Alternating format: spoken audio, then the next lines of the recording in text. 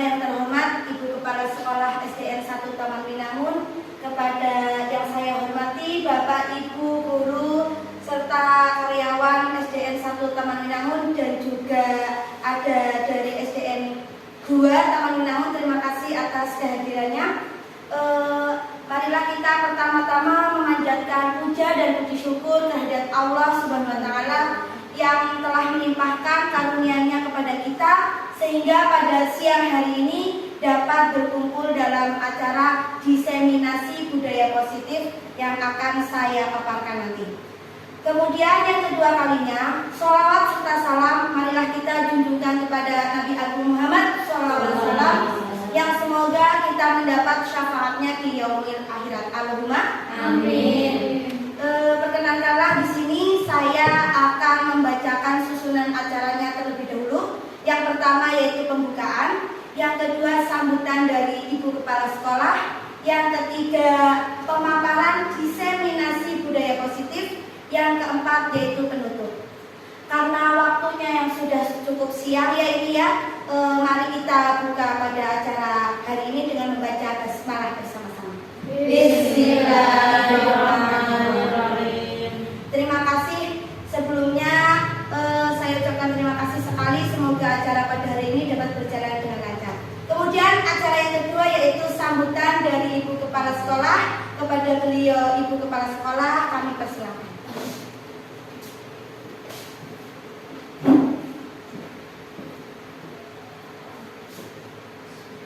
Assalamualaikum warahmatullahi wabarakatuh. Waalaikumsalam warahmatullahi wabarakatuh. Bapak Ibu guru yang saya hormati serta karyawan SDN 1 Taman Winangun, saya hormati pula. Bila kita selalu memanjatkan puji syukur yang tidak henti-hentinya, kita selalu diberi kenikmatan, terutama adalah limpah sehat, sehingga pada siang hari ini kita masih bisa berkumpul di ruang ini dalam keadaan sehat. Salawat dan salam selalu kita junjungkan kepada Nabi kita Muhammad SAW, yang selalu kita nantikan syafaatnya di yaumil qiyamah. Allahumma amin.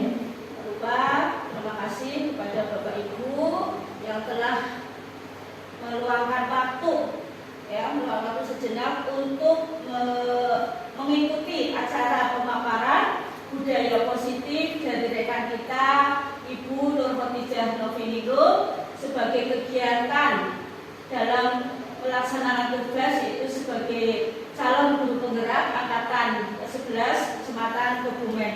Dan alhamdulillah untuk kegiatan pada siang hari ini yaitu akan menyampaikan masalah diseminasi budaya positif. Jadi nanti kita bisa tahu apa sih itu budaya positif yang akan disampaikan nanti oleh Bu Novi. Monggo untuk selanjutnya kita dengarkan, kita ikuti acara pada kegiatan ini dengan baik, dan semoga nanti acara bisa berjalan dengan lancar. Dan alhamdulillah untuk Bu Novi nanti ilmunya sebagai guru penggerak bisa ditularkan, disampaikan kepada teman-teman dan memberi semangat pada teman yang lain yang belum mengikuti calon guru penggerak, bisa memberikan semangat, terutama adalah motivasi yang tinggi untuk nanti kedepannya. Mudah-mudahan dengan adanya guru penggerak ini membuat sekolah kita akan menjadi lebih maju selangkah seperti itu. Dan monggo nanti kita ikuti acara ini, mudah-mudahan sukses dan bisa berjalan dengan lancar. Mungkin dari saya hanya itu, ada kurang lebih saya maaf. Saya assalamualaikum warahmatullahi wabarakatuh. Waalaikumsalam warahmatullahi wabarakatuh. Terima kasih kepada Ibu Kepala Sekolah yang telah memberikan sambutan. Kemudian yang berikutnya yaitu acara inti ya, pemaparan diseminasi budaya positif. Di sini saya akan memaparkan budaya positif, yaitu mengenai konsep-konsep inti budaya positif. Sebelumnya dalam modul 1.4 ini berisi beberapa konsep ya. Di sini ada perubahan paradigma belajar, kemudian disiplin positif, nilai-nilai kebajikan, kebutuhan dasar, motivasi perilaku manusia, posisi kontrol restitusi, keyakinan kelas, dan yang terakhir yaitu segitiga restitusi. Ya, di sini saya tidak ingin menggurui Bapak Ibu semuanya ya.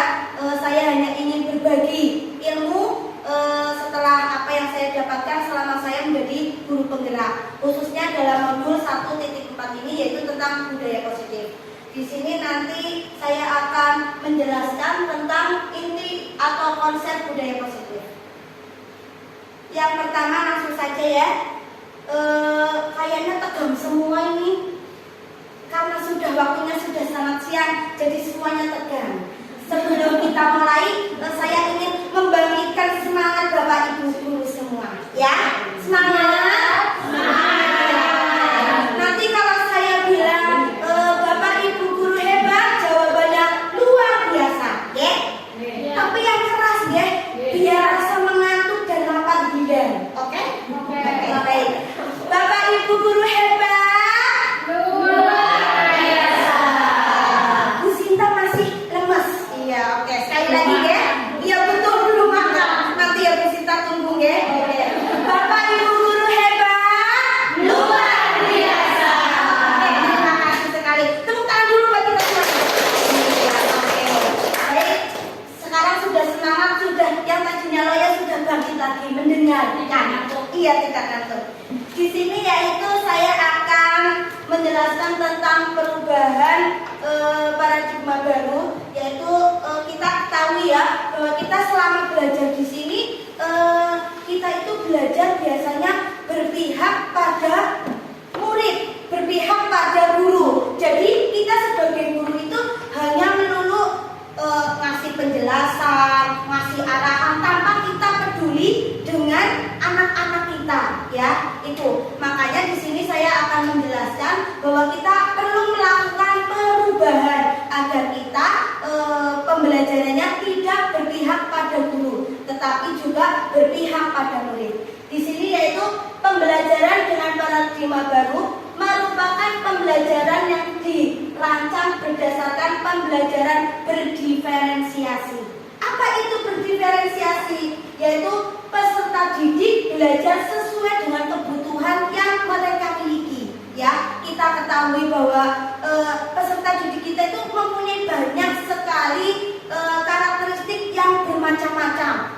Ada yang suka membaca, ada yang suka menyanyi, ada yang suka berlari-lari. Itu adalah karakteristik yang ada pada anak didik kita. Makanya kita harus mulai berubah dari pandangan yang dulu kita hanya berceramah. Ayo kerjakan tugas ini. Setelah kita berceramah menjelaskan, kita memerintahkan anak kerjakan tugas LKS halaman ini sampai ini. Kita terus pergi. Begitu aja. Yang penting tujuan kita menyampaikan pembelajaran sudah kita sampaikan, kita berhenti di situ. Padahal tidak seperti itu.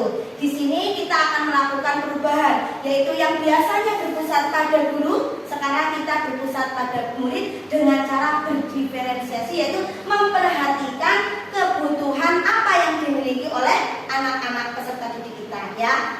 Kemudian untuk apa kita melakukan hal itu? Supaya tujuan pendidikan itu tercapai, yaitu sesuai dengan pelajar profil Pancasila. Oke. Ya. Di sini kita ketahui ya, profil pelajar Pancasila itu ada 6, ya. Kayaknya dulu saya sering mendengar ada beberapa Bapak Ibu guru yang suka menyanyikan. Bagaimana kalau kita menyanyi dulu, ya? Ya, oke. Yang kompak, ya? Oke. Siap. 1, 2, 3. Belajar Pancasila, beriman dan bertakwa pada Tuhan Yang Esa dan berakhlak mulia. Berkebinekaan global, gotong royong mandiri, kreatif dan bernalar. Oke, pasti Bapak Ibu semua sudah hafal ya bahwa kita sebagai seorang pendidik itu bertujuan ingin menciptakan peserta didik yang mempunyai profil pelajar Pancasila. Di sini ada 6 ya, beriman dan bertakwa kepada Tuhan Yang Maha Esa dan berakhlak mulia. Kita ingin menciptakan peserta didik yang beriman kepada Allah, kepada Tuhan Yang Maha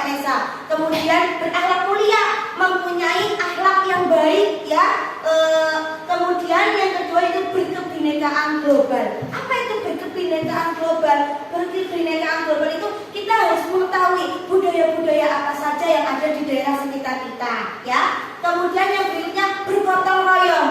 Bergotong royong di sini kita mengharapkan peserta didik yang seperti apa? Yaitu peserta didik yang bisa bekerja sama dengan satu dengan yang lain, tidak individualis ya, tetapi mau bekerja sama dengan teman-temannya, berkolaborasi ya. Kemudian berikutnya yaitu kreatif. Maksudnya apa? Yaitu peserta didik yang memiliki ide-ide baru, kreatif, tidak melulu disuruh nulis terus, disuruh mendengarkan ceramah terus, tidak, tetapi kita bertujuan agar anak-anak itu mempunyai ide-ide baru yang kreatif. Kemudian yang berikutnya itu bernalar kritis. Bernalar kritis di sini juga agar anak-anak itu mempunyai pandangan-pandangan baru dalam belajar. Kemudian mandiri. Mandiri di sini kita menuntut anak didik kita supaya bisa mandiri, tidak berkegantungan ya terhadap orang lain, harus bisa melakukan semuanya sendiri. Baik, lanjut ya.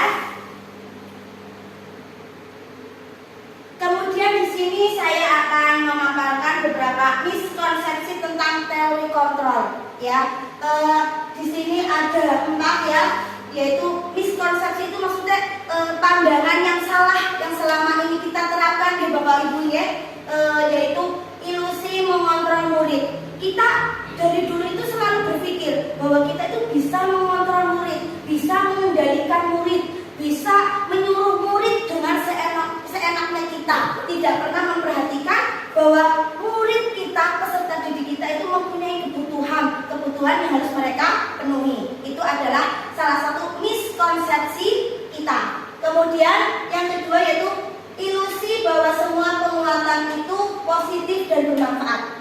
Kita pun juga selalu berpikiran kalau saya selalu akan memberikan pujian, penguatan-penguatan yang positif kepada anak-anak kita, ya, apresiasi yang baik kepada anak-anak kita. Kita berpikir bahwa nanti peserta didik kita, anak didik kita itu akan selalu menurut dengan kita. Padahal tidak seperti itu ya. Mungkin ketika kita sudah tidak ada, anak-anak sudah keluar dari lingkungan sekolah, mereka akan berubah karena sudah tidak ada penguatan positif.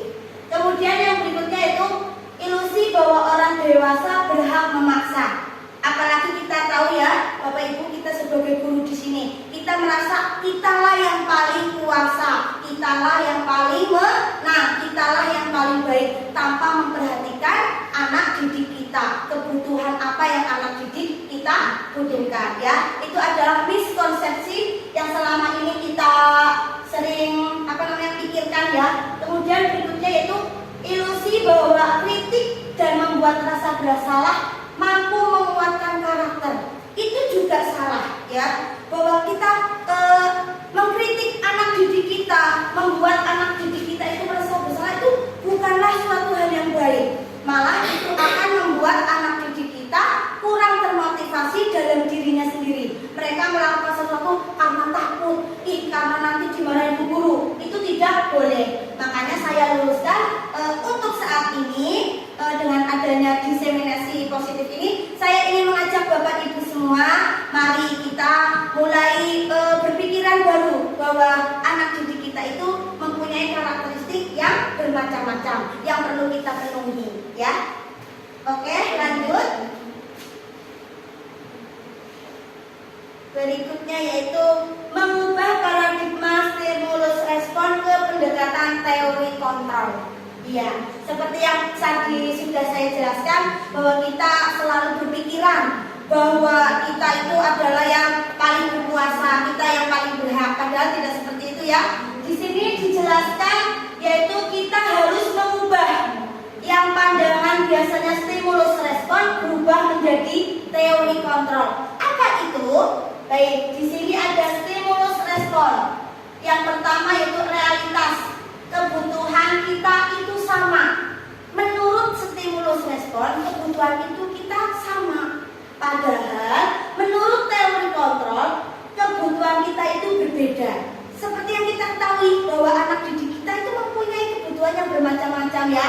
Tadi sudah kita ketahui bahwa ada anak yang mempunyai karakteristik yang senang membaca, menulis, bernyanyi, dan aktif ya. Itu tuh berbeda. tidak sama. Makanya kita ubah menjadi teori kontrol.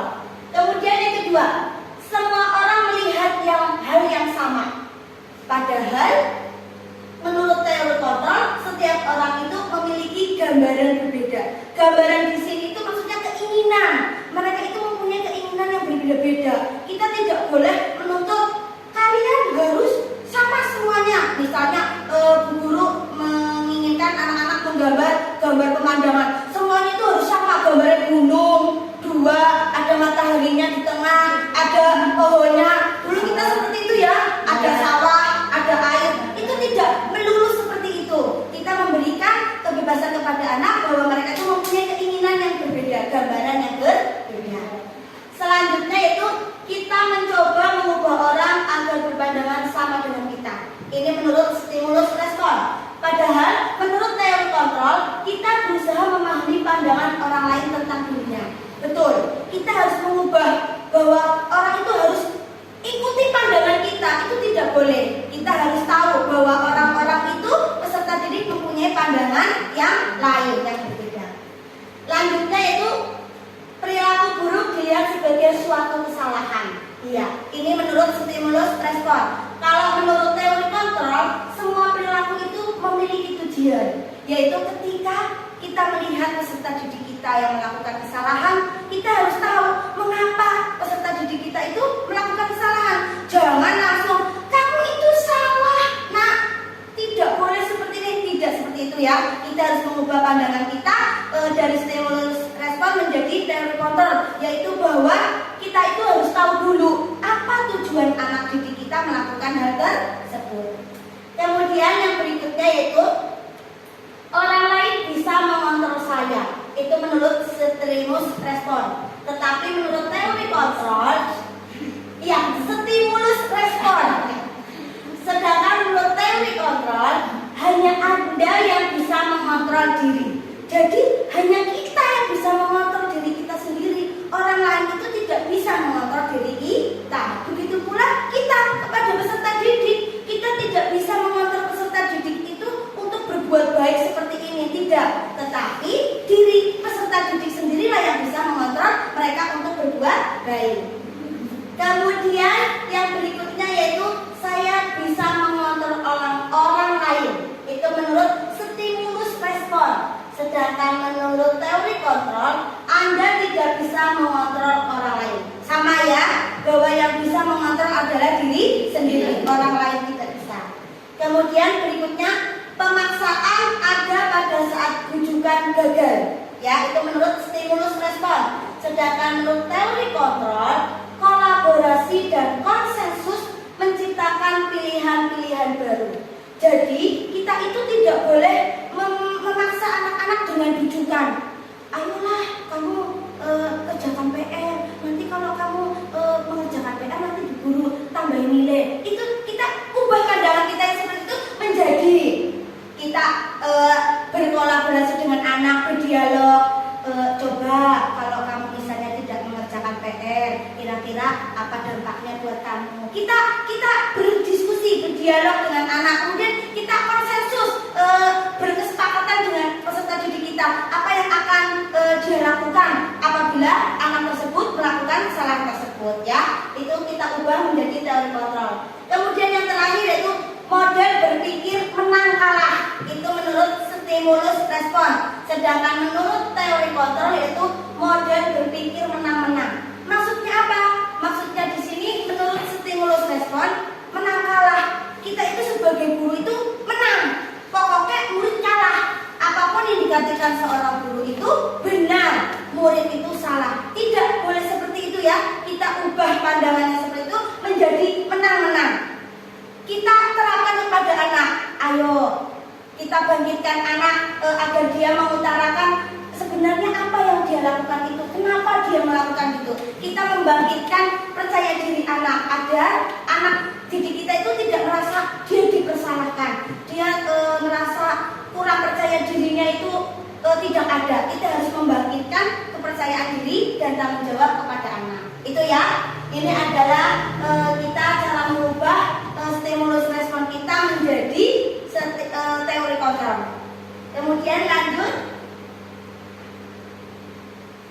yaitu disiplin positif. Iya, ini adalah intinya ya, disiplin positif. Kira-kira sebelum ke disiplin positif, saya ingin bertanya, ingin mendengar suara Bapak Ibu yang dari tadi dia mendengarkan dan memperhatikan saya ya. Biar saya tidak berbicara terus, saya ingin mencoba bertanya, kira-kira apa sih yang terbenak atau terpikirkan dalam pikiran Bapak Ibu ketika saya mengatakan disiplin positif? Apa sih itu disiplin positif? Coba mungkin ada yang ingin berpendapat dari sebelah sini dulu mungkin. Disiplin berarti menaati peraturan. Oh ya, baik. Menurut Bu Hamidah itu disiplin itu menaati peraturan. Bagus. Kemudian dari kelompok tengah, saya ingin coba berpendapat. Iya, Bu Novi. Disiplin menurut saya itu pembiasaan. Kalau positif itu berarti baik ya. Iya. Disiplin positif itu pembiasaan yang bersifat baik. Oke, bagus sekali ya. Oke, menurut Bu Novi yaitu disiplin positif yaitu pembiasaan yang baik. Kemudian kelompok sini, mungkin ada yang ingin berpendapat. Bu Wati mungkin. Boleh. Oke. Kalau disiplin itu saya setuju dengan Bu Amita ya, untuk taat peraturan, sedangkan positif itu harus kebaikan. Tapi disiplin positif itu menaati aturan tapi yang berhubungan dengan aturan-aturan yang kebaikan. Iya, oke. Terima kasih sekali ya kepada Bu Wanti, Bu Hamidah, dan Bu Novi. Betul bahwa disiplin positif itu adalah hal-hal yang baik atau aturan-aturan yang baik yang perlu kita lakukan. Di sini sudah saya paparkan di layar ya. Disiplin itu berasal dari kata disiplina yang artinya belajar. Disiplin mengacu pada disiplin diri yang memiliki tanggung jawab terhadap apa yang dilakukan berdasarkan nilai-nilai yang diyakini. Jadi mereka itu disiplin di sini itu mereka melakukan disiplin, mereka suatu kebaikan itu atas apa yang sudah diyakini. Jadi mereka itu sudah mempunyai nilai-nilai yang akan mereka yakini sehingga mereka melakukan disiplin. Ini ya menurut disiplin di sini. Kemudian disiplin positif.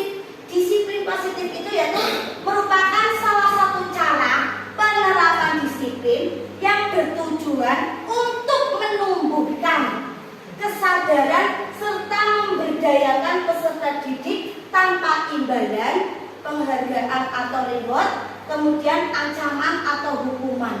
Jadi di sini tuh kita itu menerapkan disiplin positif, mengajak peserta didik kita untuk selalu melakukan sesuai dengan nilai-nilai keyakinan yang sudah mereka yakini. Jadi tidak bukan karena aku datang ke sekolah tidak terlambat biar tidak dihukum sama Bu Novi. Tidak seperti itu ya.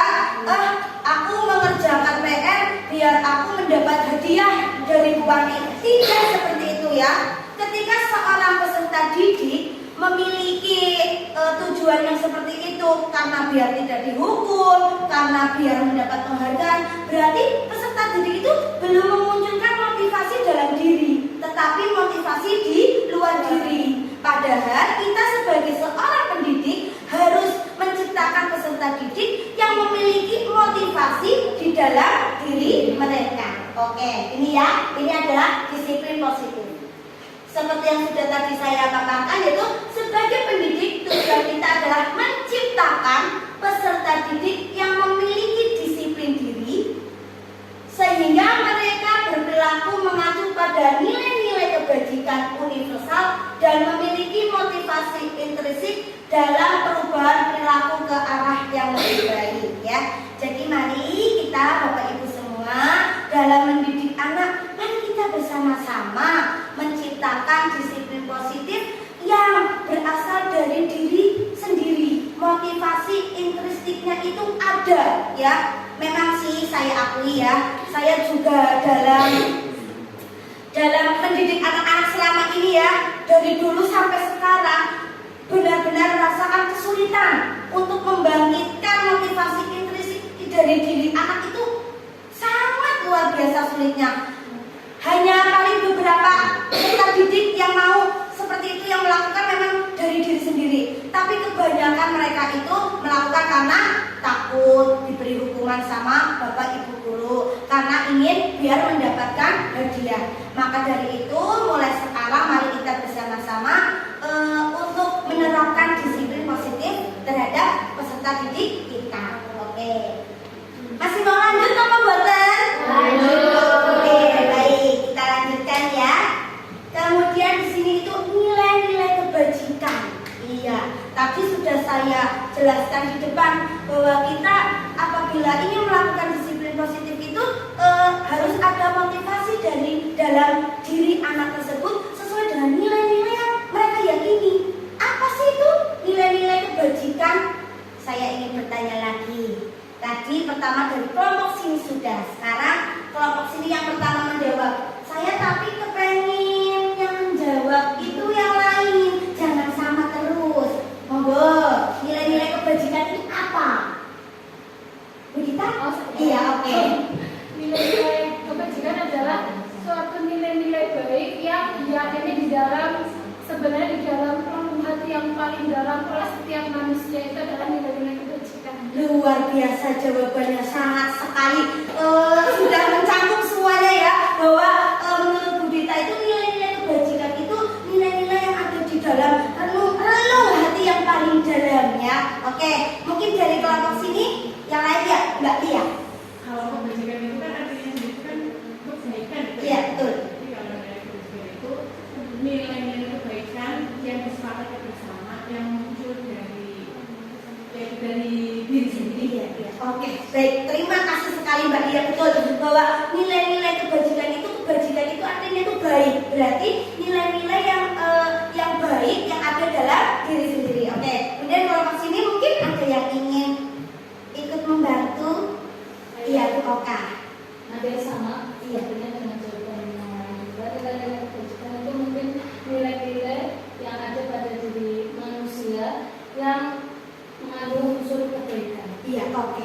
Bagus sekali. Semua jawaban dari Bu Dita, Bu Lia, dan Bu Oka itu semuanya benar. Bahwa nilai-nilai kebajikan itu adalah nilai-nilai yang baik yang ada dalam diri kita, yang ada di relung hati paling dalam, ya. Oke, di sini sudah saya paparkan di layar itu nilai-nilai kebajikan adalah nilai yang disepakati bersama, ya. Lepas dari suku bangsa, agama, bahasa maupun latar belakangnya. Jadi nilai-nilai itu sudah disepakati bersama-sama bahwa nilai-nilai itu ada, ya. Di sini saya hanya memberikan contoh nilai-nilai kebajikan. Yang pertama yaitu profil pelajar Pancasila, seperti yang tadi Bapak Ibu nyanyikan ya dengan lagu ya.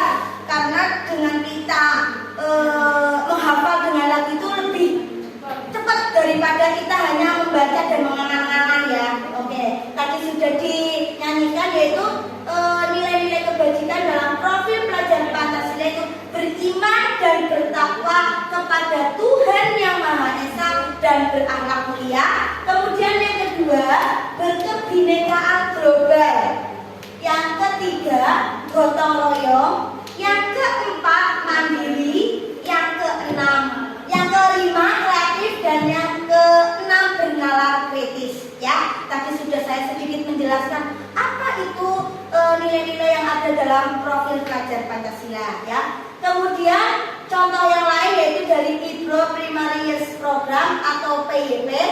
Di situ ada beberapa nilai yang mereka sudah sepakati sehingga menjadi nilai-nilai kebajikan, yaitu toleransi, ya, kemudian rasa hormat, integritas, kemudian mandiri, menghargai, antusias, kemudian empati, keingintahuan, kreativitas, kerjasama, percaya diri, dan komitmen. Jadi dalam organisasi ini PYP itu mereka menerapkan nilai-nilai kebajikan yang seperti itu yang sudah mereka sepakati. Kemudian organisasi berikutnya yaitu keterampilan hidup atau life skill, yaitu di situ terdapat nilai-nilai kebajikan yang mereka sepakati itu dapat dipercaya, kemudian lurus hati, pendengar yang aktif, tidak merendahkan orang lain, dan memberikan yang terbaik dari diri. Ya, ini adalah contoh nilai-nilai kebajikan yang sudah mereka sepakati. Ini beberapa contoh saja ya. Padahal kita tahu banyak sekali nilai-nilai kebajikan yang ada di dunia ini ya. Nilai-nilai yang baik itu ada banyak sekali, tidak hanya nilai-nilai yang terpampang di layar ini ya Bapak Ibu ya. Kemudian baik, kita lanjutkan berikutnya yaitu tentang kebutuhan dasar manusia. Iya, ini kebutuhan dasar manusia. Saya ingin bertanya lagi, apa sih kebutuhan dasar manusia itu? Bapak Ibu pasti setiap hari ya 24 jam dalam sehari kita pasti memerlukan kebutuhan dasar dalam hidup kita. Apa itu kebutuhan dasar? Mungkin ada yang ingin berpendapat, saya tidak ingin menunjuk dari kelompok ini dan kelompok ini. Saya ingin Bapak Ibu boleh berpendapat sendiri tanpa saya tunjuk. Monggo? Iya, Bu Dita. Menurut saya kebutuhan dasar adalah kebutuhan yang harus dipenuhi untuk kita sebagai manusia dapat bertahan hidup. Iya, oke, bagus. Menurut Bu Dita, kebutuhan dasar itu adalah yang harus kita penuhi agar kita dapat bertahan hidup. Mungkin ada pendapat yang lain? Ya, Bu Oka, monggo. Oke, kalau kebutuhan dasar mungkin menurut saya merupakan kebutuhan yang paling pokok yang harus dipenuhi. Iya, oke. Baik, betul juga. Menurut Bu Oka yaitu kebutuhan yang pokok karena dasar yang harus kita penuhi. Baik jawabannya Bu Dita maupun Oka itu semuanya benar. Bahwa kebutuhan dasar manusia adalah segala sesuatu yang kita lakukan untuk mendapatkan apa yang kita inginkan, ya.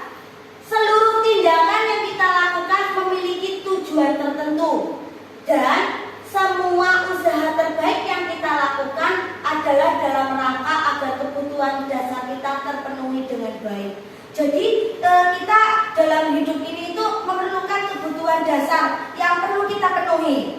Contohnya dalam peserta didik ya, dalam lingkup pendidikan atau sekolah, ketika kita mengetahui seorang anak didik kita mungkin berperilaku tidak baik, ketika kita mengajar dia malah malas-malasan, asik bermain pulpen sendiri atau menggambar sendiri, mungkin anak tersebut atau peserta didik tersebut itu ingin kebutuhan dasarnya terpenuhi. Jadi ada kebutuhan dasar yang tidak terpenuhi, maka dia melakukan hal tersebut. Maka kita sebagai seorang pendidik, kita harus jeli, kita harus tahu kondisi keadaan di kelas kita.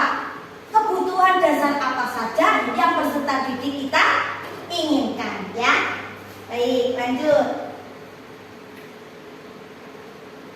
Di sini ada 5 kebutuhan dasar manusia, ya. Yang pertama yaitu bertahan hidup, yang ada di tengah itu ya. Yang ada di tengah yaitu pertama bertahan hidup. Kebutuhan dasar bertahan hidup itu yang seperti apa sebenarnya? Untuk memenuhi kebutuhan apa peserta didik kita kok melakukan hal-hal seperti itu? Sebenarnya apa tujuan mereka melakukan hal seperti itu? Ternyata ketika peserta didik ingin bertahan, memenuhi kebutuhan dasarnya yaitu bertahan hidup, maka peserta didik itu ingin makan, ya. Kemudian mungkin karena lapar, jadi dia malas-malasan belajar. Berarti ada kebutuhan dasar yang tidak terpenuhi, yaitu karena ingin makan. Ternyata dia ingin memenuhi kebutuhan hidup, bertahan hidup, ya. Kemudian atau karena ingin dia sakit, lagi sakit atau lemas, ya. Jadi dia tidak memperhatikan ketika Bapak Ibu sedang mengajar, jadi dia lemas, lesu, mungkin dia kurang sehat. Berarti ada kebutuhan yang ingin dia inginkan, yaitu bertahan hidup. Kemudian yang berikutnya rasa diterima, cinta dan kasih sayang. Itu yang nomor 2, ya. Di sini yaitu rasa diterima, dipedulikan, berbagi, kerjasama, menjadi bagian dalam kelompok. Jadi ketika peserta didik kita itu bertingkah laku kurang baik, misalnya dia lari-lari atau caper gitu ya, berarti dia itu kepengen diperhatikan, kepengen disayang sama kita ya. Itu berarti kebutuhan dasar yaitu cinta dan kasih sayang. Kemudian yang berikutnya yaitu penguasaan, yaitu kebutuhan dasar untuk memenuhi yaitu harga diri, keinginan untuk ditanggap, memimpin, berprestasi, diakui dan didengar.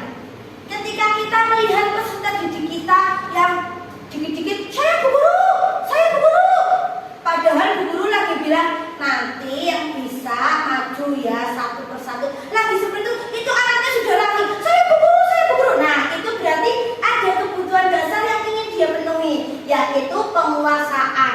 Dia ingin dianggap, dia ingin tampil berprestasi di depan, dia ingin menjadi yang paling baik. Itu namanya adalah kebutuhan dasar penguasaan ya. Kemudian selanjutnya yaitu kebutuhan dasar kebebasan.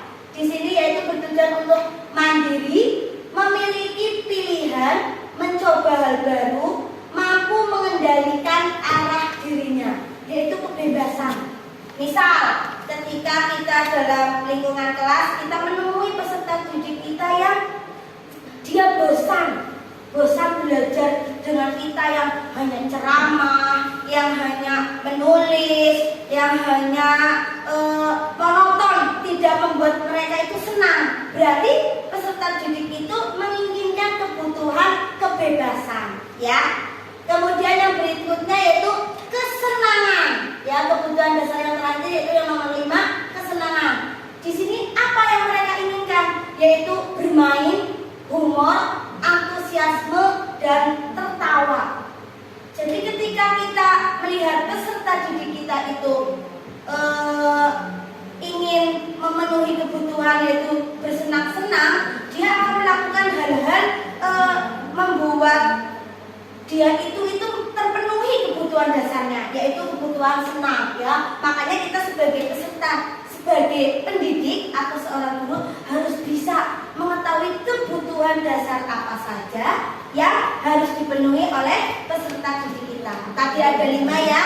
Yang pertama yaitu bertahan hidup, yang kedua yaitu rasa diterima, cinta dan kasih sayang, yang ketiga penguasaan, yang keempat kebebasan, yang kelima kesenangan ya. Mari kita bersama-sama untuk lebih jeli dan melihat kondisi kelas kita. Ketika peserta didik berbuat seperti ini, oh berarti mungkin kita dalam mengajar kurang menyenangkan, anak menjadi bosan, jadi bermain sendiri.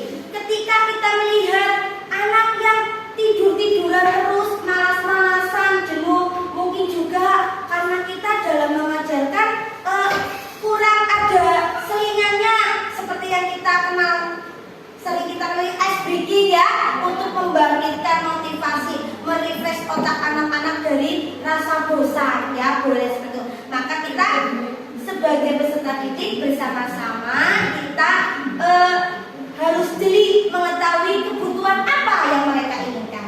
Siap Bapak Ibu? Siap. Oke, terima kasih. Lanjutnya yaitu motivasi perilaku manusia. Iya. Di sini kita tahu ya, setiap orang pasti dalam melakukan hal atau sesuatu itu mempunyai tujuan tertentu. Ada yang karena ingin dipuji, mungkin ingin mendapatkan hadiah, mendapatkan penghargaan, atau karena takut mendapatkan hukuman, teguran, sanksi ya. Itu adalah tujuan ketika kita melakukan sesuatu. Nah, di sini itu ada motivasi perilaku manusia. Di sini ada 3. Yang pertama, untuk menghindari ketidaknyamanan atau hukuman. Jadi, seseorang tersebut itu atau peserta didik melakukan hal yang baik itu karena dia takut dihukum. Misal, seperti yang sering kita temui, banyak anak-anak yang ketika upacara itu mereka lengkap semua, tapi itu mereka lakukan karena takut. Nanti takut ketika tidak lengkap mereka harus berdiri di depan peserta upacara lain dan dilihat. Mereka takut, mereka malu ya, itu berarti tujuannya takut untuk dipermalukan atau dihukum ya. Kemudian yang kedua untuk mendapatkan imbalan atau penghargaan dari orang lain, yaitu ketika peserta didik melakukan hal baik. Nanti kamu kalau tidak mengerjakan PR, tidak Bu Guru kasih nilai ya, berarti kan itu ada iming-iming ya, ada penghargaan, ada reward ya. Ketika mereka berbuat baik, mengerjakan PR, melakukan tugas dari Bapak Ibu guru, mereka itu mendapatkan hadiah ya.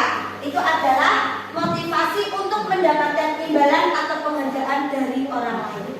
Motivasi yang pertama dan kedua ini itu timbul karena dari luar, bukan dari dalam diri. Makanya motivasi yang pertama dan kedua ini kita sebut dengan motivasi ekstrinsik. X itu keluar ya, intrinsik itu maksudnya motivasi ini bisa dijelaskan lagi sama guru bahasa Inggris kita ya. Ekstrinsik itu keluar ya, jadi motivasi dari luar yang bawah ya. Iya, oke. Kemudian motivasi yang ketiga yaitu motivasi untuk menjadi orang yang mereka inginkan dan menghargai diri sendiri dengan nilai-nilai yang mereka percayai. Jadi mereka itu peserta didik itu atau kita ya Bapak Ibu melakukan hal itu karena memang sudah dari dalam diri kita sendiri. Saya melakukan hal itu memang kewajiban saya ya, misalnya sebagai seorang guru ya, datang tepat waktu, bukan karena ingin dipuji bu kepala, bukan karena ingin biar bisa absen tepat waktu, nanti kalau nggak absen dapat hukuman ya, tidak seperti itu. Tapi memang itu tuh datang dari diri kita sendiri. Itu namanya adalah motivasi intrinsik ya, dari dalam diri sendiri. Jadi mari Bapak Ibu kita bersama-sama. Saya juga mengakui betapa beratnya kita membangun motivasi intrinsik yang ada dalam diri kita. Kita hanya paling sedikit lah yang memang itu adalah motivasi dari diri kita sendiri. Tapi selebihnya itu pasti karena takut dihukum, nanti takut ditegur, kemudian biar nanti dipuji. Itu Bu, iya benar Bu Novi, rajin sekali dasitnya gitu ya. Iya, makanya mari kita bersama-sama membangun motivasi yang ada dalam diri kita bareng-bareng, ya, saling mengingatkan. Kita berkolaborasi untuk menciptakan motivasi intrinsik. Oke. Lanjut ke pembahasan? Lanjut. Oke, lanjut ya. Baik, kita lanjutkan. Dari motivasi tersebut itu akan timbul yaitu kata hukuman konsekuensi. Iya, Bapak Ibu sudah pasti sering sekali mendengar hukuman konsekuensi. Iya, tetapi baru-baru ini mendengar restitusi ya. Belum lama ini karena di sekolah kita sudah ada guru penggerak, kita juga sudah diberitahu ya restitusi apa. Tetapi sebelum itu kita hanya tahu hukuman dengan konsekuensi.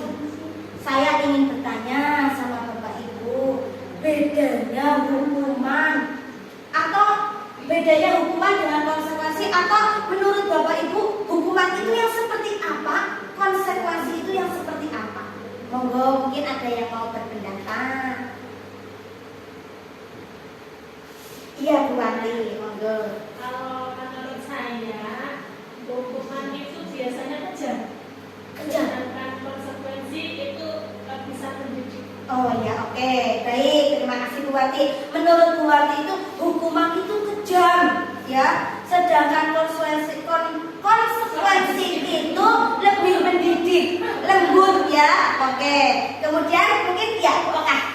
Ya, beda hukuman dan konsekuensi. Ini menurut pendapat saya karena masih awam ya, mungkin nanti bisa dijelaskan sama nanti. Hukuman itu aturan yang dibuat oleh satu pihak saja. Konsekuensi, kalau konsekuensi itu mungkin hukuman itu aturan yang dibuat oleh satu pihak saja. Tapi kalau konsekuensi itu aturan yang dibuat bersama-sama. Mungkin atas dasar kesepakatan Iya, oke. Terima kasih Bu Oka. Menurut Bu Oka, hukuman itu adalah aturan yang dibuat oleh satu pihak saja atau satu orang saja. Sedangkan konsekuensi itu aturan yang dibuat berdasarkan kesepakatan, gitu ya. Baik, di sini akan saya jelaskan lagi. Jawabannya Bu Wanti dan Bu Oka sudah betul. Saya akan lebih menegaskan lagi bahwa di sini hukuman itu tidak terencana atau tiba-tiba. Misal dalam contoh, ketika anak datang terlambat ke kelas, kita langsung, sekarang kamu datang terlambat, kamu lari ke lapangan 2 kali. Nah, itu secara tiba-tiba, anak tidak tahu apa-apa, baru datang terlambat, langsung diberi hukuman. Itu namanya hukuman secara tiba-tiba. Kemudian kalau konsekuensi itu terencana atau disepakati sesuai peraturan. Kalau konsekuensi begini, di dalam kelas kita sepakati ya, nanti kalau ada anak-anak yang datang tidak tepat waktu atau terlambat, kira-kira ingin kita beri konsekuensi apa? Nanti anak-anak akan berpendapat. Ada yang, Bu Guru menyapu kelas, Bu Guru ngepel, Bu Guru membersihkan musola atau membersihkan kamar mandi. Itu kesepakatan bersama. Nah, itu namanya konsekuensi. Itu ya bedanya antara hukuman dan konsekuensi. Kemudian yang hukuman, murid tidak tahu apa yang akan terjadi atau tidak dilibatkan. Ya, tadi ya, kalau konsekuensi kan kita kesepakatan bersama. Tapi kalau hukuman tiba-tiba langsung kamu dihukum seperti ini, nggak tahu apa-apa, nggak ada kesepakatan, langsung dihukum. Kemudian bersifat satu arah. Ya, itu hanya diputuskan oleh satu orang, misalnya Bu Guru. Pokoknya nanti kalau ada yang datang terlambat, akan saya beri hukuman, itu lari ke lapangan. Itu adalah satu arah, tidak ada kesepakatan dengan peserta didik. Kemudian berupa hukuman fisik atau psikis. Tadi yang saya contohkan, kalau fisik itu berarti lari-lari ke lapangan ya. Kemudian kalau psikis itu perkataan. Jadi kita sebagai Bapak Ibu guru harus berhati-hati dalam kita berbicara dengan anak. Kadang ya, saya sendiri jujur, ketika melihat anak datang terlambat, rasanya kesel mangkel. Wis dibola-baleni, telat, rasanya kepenginnya marah ya. Tetapi kita tidak boleh sampai hati mengatakan atau mengeluarkan kata-kata yang menyakitkan peserta didik kita. Ya, itu namanya hukuman. Kemudian kalau yang konsekuensi itu, murid tetap dibuat tidak nyaman. Walaupun itu merupakan kesepakatan bersama, tetapi murid itu tidak nyaman dalam melaksanakan hal itu ya, karena itu adalah sebuah konsekuensi. Kemudian sikap guru yang selalu memonitor murid. Jadi semuanya apa-apa sesuai dengan peraturan. Pokoknya guru itu memonitor peserta didik sesuai dengan peraturan. Itu adalah konsekuensi. Kemudian yang di sini yang ketiga, yaitu restitusi. Apa itu restitusi? Restitusi itu adalah proses menciptakan kondisi bagi murid untuk memperbaiki kesalahan. Jadi ketika ada peserta didik kita yang datang terlambat, kita jangan langsung menyalahkan, tetapi kita mari ajak, kita bertanya kepada murid kita, kenapa kamu datang terlambat, Mas? Kita cari tahu dulu alasannya, kenapa anak tersebut datang terlambat. Jangan langsung menghukum, jangan langsung memberi sanksi kepada peserta didik kita. Kemudian di proses restitusi ini juga terjadi kolaboratif yang mengajarkan murid untuk mencari solusi. Jadi setelah kita tanya, kenapa kamu terlambat, Mas? Maka mereka nanti akan bercerita dengan sendirinya. Tapi sebenarnya saya sudah bangun pagi, Bu. Saya sudah siap. Tapi tiba-tiba adik saya nangis. Ditinggal ibu ke warung. Jadi saya tidak jadi berangkat sekolah. Saya mengurus adik saya dulu, mendiamkan adik saya dulu. Jadi kita tahu, oh ternyata kenapa anak tersebut terlambat. Kita cari tahu dulu alasannya. Kemudian kita tanya, kira-kira apa yang ingin kamu perbaiki biar kamu itu tidak melakukan kesalahan ini lagi, tidak datang terlambat. Mungkin bisa bekerja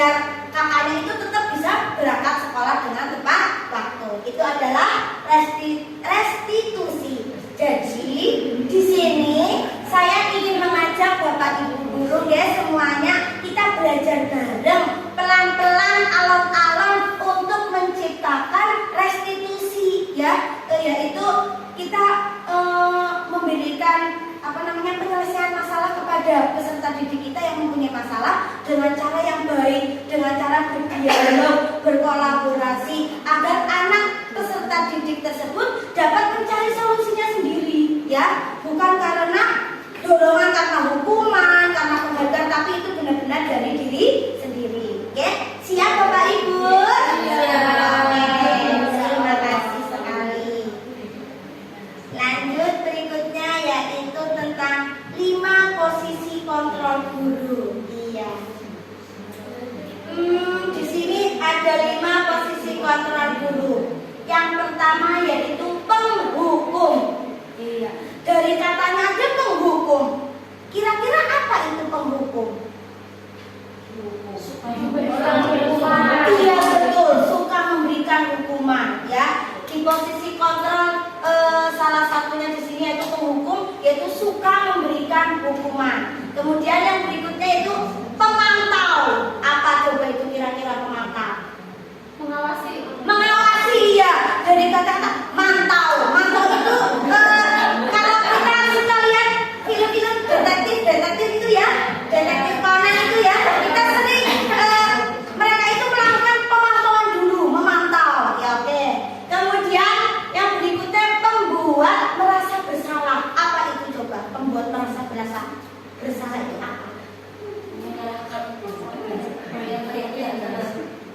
Pembuat merasa bersalah. Pembuat merasa seolah yang melakukan kesalahan tersebut. Oh ya, oke.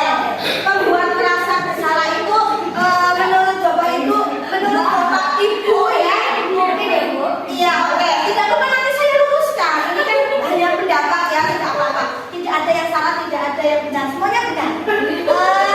Pembuat merasa bersalah. Pembuat merasa bersalah di sini menurut kami Bapak Ibu selalu merasa bersalah. Betul ya. Iya, membuat orang lain selalu merasa bersalah. Oke, terus. Kemudian yang berikutnya yaitu sebagai teman. Apa menurut Bapak Ibu sebagai teman? Oh, lebih akrab ya, lebih dekat. Oke, bagus. Lebih akrab, lebih dekat. Oke. Kemudian yang terakhir yaitu sebagai manajer. Manajer itu kayaknya bahasa Inggris atau bukan ya? Iya, manage. Iya, kalau biasanya di pelajaran bahasa Indonesia itu ada bahasa serapan atau apa itu kan dari bahasa Inggris ke Indonesia yaitu manajer. Manajer sendiri itu apa artinya manajer? Mengatur. Iya, betul sekali kata Bu Hamidah. Manage itu mengatur ya. Di sini menurut Bu Hamidah posisi kontrol manajer itu adalah mengatur. Semua dapat saya jelaskan lebih jelas lagi ya. Tadi Bapak Ibu sudah mengutarakan pendapat Bapak Ibu. Apa itu posisi kontrol menghukum? Apa itu posisi kontrol sebagai teman, pemantau, posisi kontrol sebagai merasa bersalah, kemudian yang terakhir manajer. Nah, di sini biar Bapak Ibu lebih paham lagi, saya akan memberikan contoh kasus ya. Di sini terlihat betul Bapak Ibu? Terlihat. Oh ya, akan terlihat. Yaitu kasus seorang siswa tidak memakai topi saat upacara bendera hari Senin.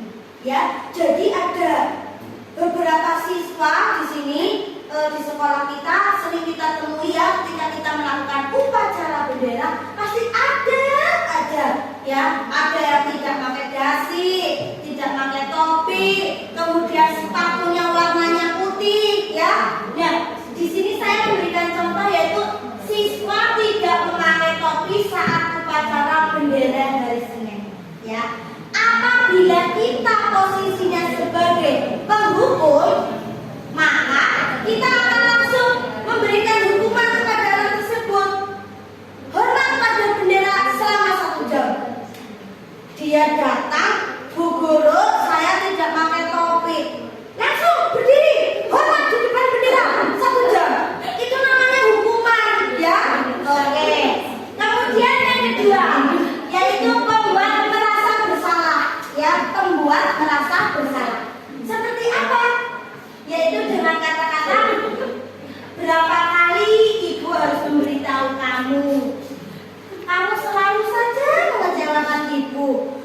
diulang-ulang lagi. Senin kemarin kamu tidak memakai topi, sekarang tidak memakai topi lagi. Iya, itu adalah kata-kata seorang guru sebagai posisi kotor membuat merasa bersalah, ya. Jadi dengan kata-kata udah berulang kali Bapak Ibu mengingatkan, ulang lagi, kamu lagi. Iya, jadi Bapak Ibu guru itu merasa kecewa atas perbuatan peserta didik tersebut. Ini adalah posisi kontrak, yaitu sebagai pembuat merasa bersalah. Lanjut ya. Lanjut. Posisi kontrol yang ketiga, yaitu sebagai teman. Bagaimana sebagai teman kita menerapkannya? Bisa dengan perkataan seperti ini. Ayo dong, ikuti aturan sekolah. Tolong bantu ibu atau bapak ya, sekali ini saja. Ya udah, tidak apa-apa. Lain kali jangan berbuat seperti itu lagi. Itu sebagai teman. Jadi kita dekat, akrab. Iya, kata Bu Dita, bestie. Iya. Kata tenarnya bestie ya Bu Dita. Iya. Kita memposisikan sebagai teman itu, kita tuh akrab dengan teman. Yaitu dengan kata-kata, ayo dong, ikuti peraturan Bapak Ibu. Ya sudah, nggak apa-apa. Besok jangan diulangi, ya. Oke. Kemudian lanjut, sebagai pemantau. Seperti apa sebagai pemantau? Di sini sebagai pemantau itu kamu sudah melanggar peraturan sekolah. Kamu tahu konsekuensinya. Setelah upacara, kamu beli topi ke koperasi dan jangan diulang lagi.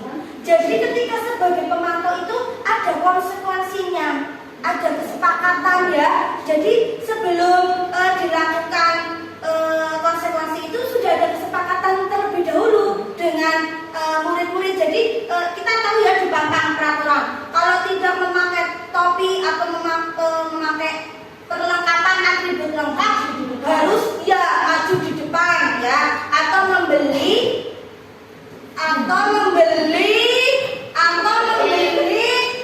koperasi ya, beli topi di koperasi. Oke, itu ya namanya, itu adalah pemantau.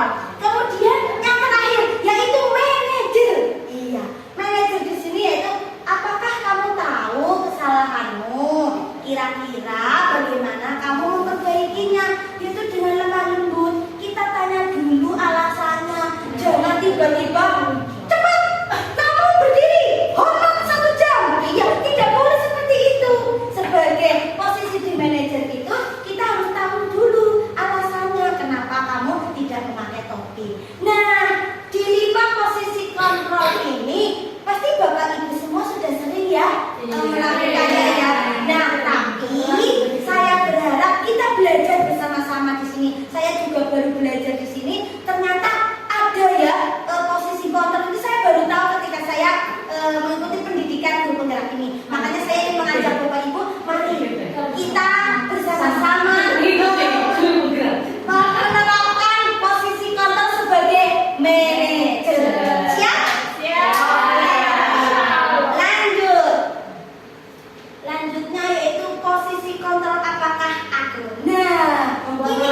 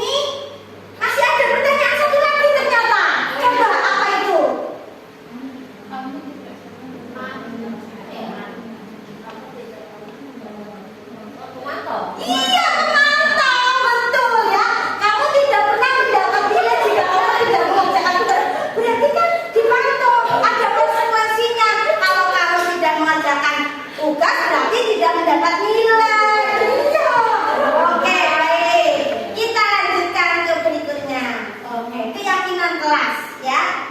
Mengapa keyakinan kelas? Mengapa bukan peraturan kelas? Coba satu saja. Saya ingin mendengarkan pendapat Bapak Ibu guru. Yang belum pernah siapa ya? Itu benar belum? Oh, benar. Monggo benar. Boleh. Mengapa keyakinan kelas? Mengapa bukan peraturan kelas? Kalau peraturan ya. Enggak benar, monggo. Iya, benar. Ya, ini kalau menurut saya nih, mohon nanti kalau misalnya tidak sepakat ya bisa didiskusikan dengan. Oke, siap. Mengapa keyakinan kelas? Karena kan apa yang akan dihasilkan nanti itu bukanlah dari satu pihak, tapi merupakan kesepakatan bersama, dan itu adalah nilai-nilai yang diyakini sebagai nilai positif yang harus dilaksanakan oleh masyarakat. Oke, bagus sekali. Ya, terima kasih ya Bu Nur. Menurut Bu Nur itu mengapa keyakinan bukan peraturan? Karena itu merupakan kesepakatan bersama, bukan hanya satu orang. Jadi nilai-nilai yang diyakini adalah kesepakatan bersama. Makanya keyakinan kelas bukan peraturan. Kalau peraturan itu hanya satu pihak saja. Jadi paham deh Bapak Ibu mengapa keyakinan bukan peraturan. Oke, lanjut. Nah, di sini saya ingin mengajak Bapak Ibu ya. Ini kan di awal pembelajaran, masih agak awal ya. Walaupun saya yakin pasti Bapak Ibu sudah membuat atau membentuk keyakinan kelas ya. Oke, di sini yaitu pembentukan keyakinan kelas. Keyakinan kelas itu bersifat abstrak ya, berupa pernyataan universal, umum. Kemudian dibuat dalam pernyataan positif, bukan pernyataan yang negatif ya. Kemudian sedikit saja agar mudah diingat, tidak banyak, tidak muluk-muluk, tapi sedikit. Kenapa? Agar mudah diingat. Sesuai dengan kondisi kelas dan sekolah sehingga mudah diterapkan ya. Setiap sekolah A dan sekolah B pasti kondisi kelasnya beda-beda ya. Bahkan di satu sekolah pun kelasnya Bu Dita dengan kelasnya Bu Oka pasti beda kondisinya ya. Maka kita sesuaikan dengan kondisi kelas masing-masing. Kemudian berikutnya, semua warga kelas atau warga sekolah dilibatkan saat membuat keyakinan kelas ya.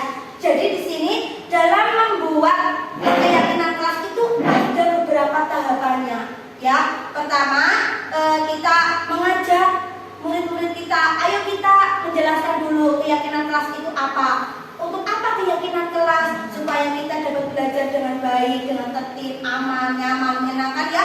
Maka perlu adanya keyakinan kelas. Kita ajak semua peserta didik kita untuk mengutarakan pendapat. Coba apa yang kamu inginkan supaya kelas kita itu tenang, damai, tertib ya. Tidak ada kegaduhan, tidak ada keramaian. Kita belajar menyenangkan.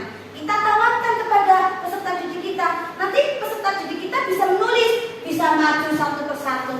Mereka akan menulis, jangan berisik ketika Bu Nur menjelaskan ya.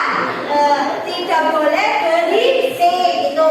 Kemudian ada, jangan membuang sampah sembarangan. Banyak sekali pendapat. Tidak apa-apa. Kita jangan melarang mereka untuk berpendapat. Kita biar mereka menulis satu persatu. Setelah itu tugas kita di sini yaitu mengubah. Itu tadi kan kalimatnya negatif, jangan. Maka kita ubah menjadi kalimat positif. Misalnya, jangan berisik. Berarti apa kalau jangan berisik kalimat positifnya? Tertib saat Betul ya, boleh. Tertib saat pembelajaran di kelas ya. Kemudian jangan membuang sampah. membuang sampah pada Jaga membersihkan. Ya, boleh. Membuang sampah pada tempatnya boleh, jaga kebersihan juga boleh. Itu adalah kalimat positif, pernyataan positif. Kita sebagai guru mengarahkan biar anak-anak mengutarakan pendapatnya mereka sesuai dengan karakteristik mereka. Kita mengarahkan menjadi kalimat yang positif. Kemudian setelah itu kita tahu ada yang jangan membuang sampah sembarangan, jangan berisik. Kita langsung mengambil kesimpulan untuk membuat keyakinan kelas itu dengan nilai-nilai kebajikan. Misalnya, berarti jangan berisik berarti menghormati. Itu adalah pernyataan yang universal.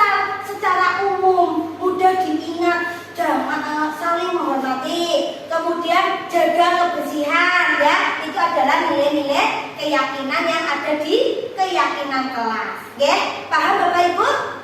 Oke, siap untuk melaksanakan? Oke, terima kasih sekali. Lanjut ya, ini ada contoh. Ini saya menggunakan Canva ya, keyakinan kelas. Seharusnya tidak harus menggunakan Canva, bebas sekreasi anak-anak, sekreatif anak-anak. Kita bisa menggunakan kertas ini seperti ini, kertas buffalo atau kertas plano, ya Bu. Yang warna coklat itu loh. Ini kertas apa namanya? Astro. Oh ya, Astro ya, Astro kertas Astro. Jadi nanti anak-anak biar kreatif, sekreatif mereka dia berkreasi ya. Kita tidak harus melulu dengan IT ya, dengan teknologi misalnya dengan Canva tidak, tetapi juga boleh ya. Ini contohnya yaitu keyakinan kelas 3. Yang pertama, hormati guru ya. Berarti ketika ada Bapak Ibu guru di dalam kelas tidak boleh rame, mendengarkan, menghormati. Ketika mau keluar juga harus minta izin. Kemudian yang kedua, tidak berkata kotor. Misalnya kita sering terjadi di lingkungan kelas kita ya, anak-anak madani. Madani itu namanya apa bahasa Indonesianya ya? Ejek nama orang tua. Itu kan tidak baik ya.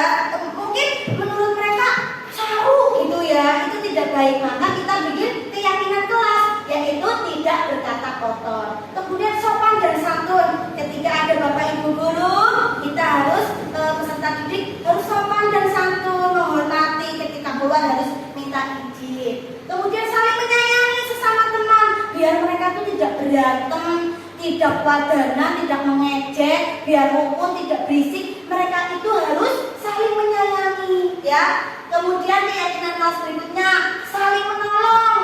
Ketika kita punya teman kita, peserta didik kita melihat ada teman yang kesusahan, maka harus saling menolong. Kemudian berikutnya, fokus belajar. Fokus di belajar di sini juga sama dengan tidak berisik, memperhatikan Bapak Ibu guru ketika sedang menjelaskan, tidak ramai sendiri ya. Itu fokus belajar. Ini adalah pernyataan-pernyataan universal, umum ya. Mudah diingat, sedikit apa banyak ini yang menurut Bapak Ibu? Sedikit. Biasanya kita kalau bikin keyakinan kelas kan banyak banget ya. Jangan buang sampah di sembarang tempat, jangan berisik, jangan berantem, jangan mengejek, jangan manggil-manggil nama orang tua, gitu ya. Biasanya kayak gitu ya. Ketika saya sendiri dulu sebelum tahu tentang keyakinan kelas ini, saya seperti itu. Tapi setelah saya belajar ini, mari kita bersama-sama ya untuk menerapkan pembentukan keyakinan kelas dengan seperti yang sudah saya paparkan. Siap Bapak Ibu? Oke, terima kasih. Oke, lanjut ya. Oke, ini adalah segitiga restitusi. Yang terakhir, inti konsep yang terakhir, yaitu suatu proses dialog yang dijalankan oleh guru agar dapat menghasilkan murid yang mandiri dan bertanggung jawab. Ya, jadi segitiga restitusi ini sudah sering saya tadi jelaskan sedikit ya, bahwa kita ketika mengalami atau melihat anak bermasalah, kita itu tanya dulu, jangan langsung diberi hukuman. Kita cari tahu dulu, kenapa sih kamu melaksanakan itu? Di sini ada 3 tahap. Yang pertama yaitu menstabilkan identitas. Yang kedua yaitu validasi tindakan yang salah. Yang ketiga yaitu menanyakan keyakinan. Ya. Di sini menstabilkan identitas, yaitu berprinsip membuat kesalahan adalah bagian dari proses pembelajaran. Jadi ketika anak melakukan kesalahan, kita jangan terus langsung menghukum, tapi ya sudah tidak apa-apa, lain kali jangan diulang lagi ya. Karena kesalahan itu adalah proses pembelajaran ya. Berprinsip pada itu. Itu ada kata-kata yang bisa Bapak Ibu utarakan ketika melakukan menstabilkan identitas itu. Berbuat salah itu wajar. Tidak ada manusia yang sempurna. Ibu, bapak juga pernah melakukan itu. Ibu, bapak tidak mau mencari siapa yang salah, tapi ibu, bapak ingin mencari solusi dari permasalahan ini. Kamu berhak merasa begitu. Ini adalah menstabilkan identitas. Kemudian yang kedua, yaitu validasi tindakan yang salah. Berprinsip pada setiap perilaku berupaya memenuhi suatu kebutuhan tertentu. Jadi peserta didik kita itu melakukan hal yang salah itu pasti punya tujuannya. Kita tanyakan, ya, apa tujuan dia melakukan hal itu? Di sini sudah ada kata-katanya yang perlu kita tanyakan ketika kita melakukan validasi tindakan yang salah. Itu kamu pasti punya alasan mengapa melakukan hal itu, ya. Padahal kamu bisa melakukannya yang lebih buruk dari ini. Kamu patut bangga karena telah melindungi sesuatu yang penting buat kamu. Kamu melakukannya karena mempertahankan sesuatu yang baik bagimu, ya. Kemudian tahap yang ketiga yaitu tahap terakhir. Tahap terakhir yaitu menanyakan keyakinan, ya. Menanyakan keyakinan ini berprinsip pada teori kontrol bahwa pada dasarnya kita termotivasi secara intrinsik. Jadi anak itu melakukan kesalahan itu pasti ada alasannya. Kemudian kita langkah yang ketiga yaitu menanyakan keyakinan. Apa keyakinan kelas yang sudah kamu langgar, ya, seperti itu. Kemudian nilai-nilai apa yang telah disepakati bersama. Seperti apa gambaran sebuah kelas yang ideal menurut kamu. Kamu ingin menjadi orang seperti apa. Jadi kita tanyakan biar anak itu mencari solusinya sendiri agar timbul dari dirinya sendiri dia dapat mengatasi masalah tersebut. Paham Bapak Ibu? Oke. Itu adalah tadi segitiga restitusi, ya, yang terakhir. Ini contohnya, ya. Ini contohnya yaitu Mas Arka yang terlambat berkali-kali. Di sini akan saya keraskan. Tapi kok suaranya tidak keluar? Sudah? Tapi tidak terdengar suaranya, Bapak Ibu, ya. Iya, ada tulisannya, ya. Jadi saya coba jelaskan tadi, ya. Yang pertama yaitu menstabilkan tindakan, menanyakan dulu kenapa Mas Arta melakukan hal tersebut. Jadi di sini Mas Arta itu datang terlambat, bukan terlambat ke sekolah, tapi habis istirahat dia itu masuk kelasnya terlambat. Ternyata jajannya nambah, ya, itu alasannya. Nah, kemudian di validasi tindakan yang salah, saya tanyakan, kenapa sih kamu melakukan hal itu, ya?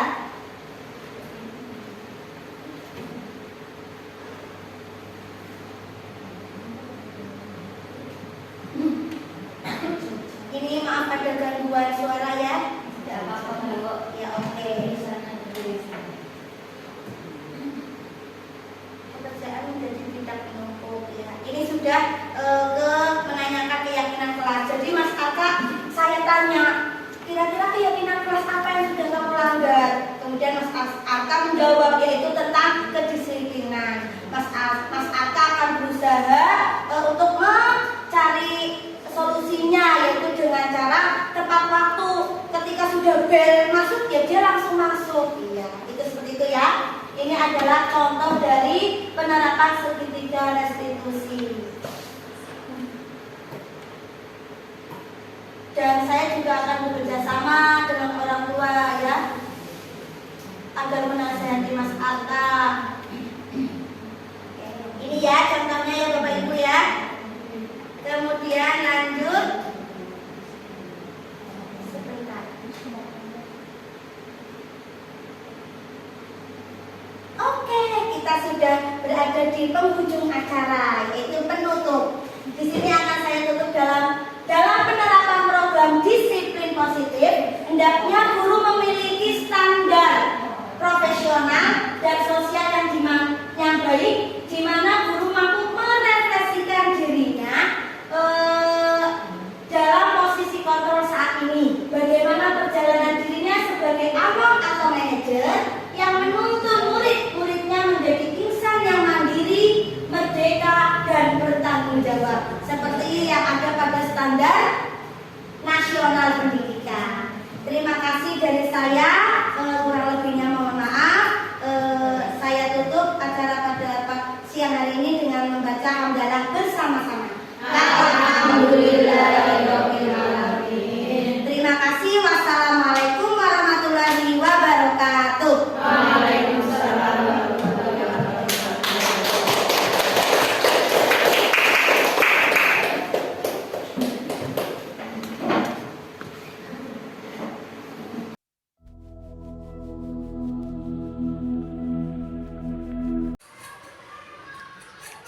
Ini adalah buku pemantauan sholat 5 waktu milik Mbak Anissa Usalamah ya. Ini mulai dari kelas 2 ya. Sekarang Mbak Anissa Us sudah kelas 3. Jadi buku pemantauan sholat 5 waktu ini berkelanjutan mulai dari kelas 1, 2, 3 dan sampai seterusnya. Bila bukunya habis maka akan digabung jadi satu, bisa diklip ya. Intinya bukunya itu tidak akan hilang. Karena kenapa saya bilang berlanjut, karena saya ingin memantau bagaimana kedisiplinan anak-anak dalam menjalankan sholat 5 waktu. Di sini sudah ada ya tanggal sholatnya, yaitu sholat subuh, duhur, asar, maghrib, isya, kemudian tanda tangan orang tua. Di sini ketika saya setiap minggunya merekap, saya memberikan nilai ini ya. Karena Mbak Anissa Us termasuk anak yang disiplin dalam melaksanakan sholat 5 waktu walaupun masih kelas 2 ya. Ini mendapat nilai A+ ya. Ini ada tanggal, kemudian di sini ada tanda tangan saya, dan ini adalah tanda tangan orang tua. Artinya orang tua Mbak Anissa Us sudah memantau dari rumah setiap harinya apakah Mbak Anissa Us melaksanakan sholat 5 waktu apa tidak. Dan saya sebagai guru di sekolah, setiap ada pelajaran saya, yaitu setiap hari Selasa, saya memantau dari sekolah, mengecek apakah Mbak Anissa Us melaksanakan sholat 5 waktu di rumah apa tidak. Nah, ini dari hari ke hari, bulan ke bulan, alhamdulillah Mbak Anissa Us masih disiplin dan selalu tepat waktu dalam menjalankan sholat 5 waktu. Artinya buku pemantauan ini berhasil dilaksanakan oleh Mbak Anissa Us ya. Ini sekarang Mbak Anissa Us kelas 2. Nah, berlanjut di kelas 2. Nah, ini. Oke. Semoga dengan adanya buku pemantauan sholat 5 waktu ini melatih disiplin positif atau budaya positif bagi anak-anak untuk selalu rajin sholat 5 waktu, dan nantinya akan menjadi suatu kewajiban yang harus mereka lakukan sebagai umat Islam. Karena ini masih anak kelas 2 dan bertahap kelas 3, maka mereka masih tahap belajar. Semoga nanti di kelas 4-nya bila mereka sudah balik, mereka akan menjadi suatu kewajiban untuk menjalankan sholat 5 waktu, sehingga tidak merasa keberatan atau merasa susah dalam menjalankan ibadah sholat 5 waktu.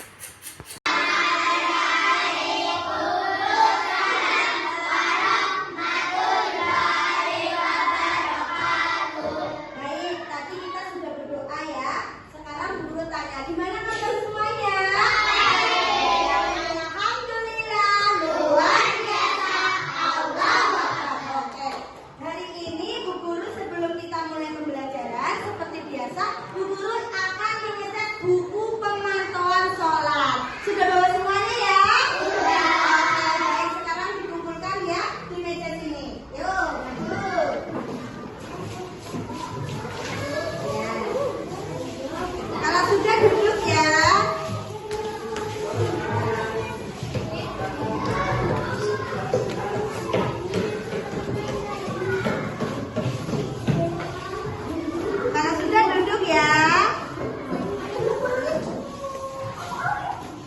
Terima kasih Mas.